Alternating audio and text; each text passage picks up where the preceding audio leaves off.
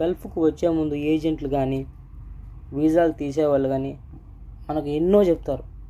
మళ్ళీ మునగ చెట్టు ఎక్కిస్తారు, ఎన్నో అబద్ధాలు చెప్తారు, అలా ఎన్నో రకాలుగా మనల్ని నమ్మిస్తారు. కానీ నువ్వు ఇక్కడికి వచ్చే ముందు నువ్వు ఏ పనికి వచ్చినా ఇక్కడ వచ్చాక కష్టపడాల్సిందే.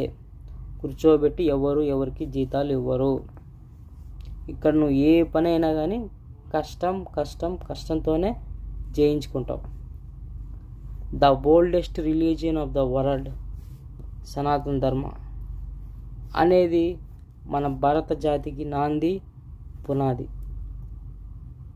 అలా అయినప్పుడు అందులో కష్టే ఫలి అన్నారు, కానీ సుఖంగా ఉండి జీతాలు దుబ్బేయి అనలేదు. నీకే ఇది. కూర్చొని సీరియస్గా వీడియో చూస్తున్నావు కదా, నీకే ఇది. నీ జీవితంలో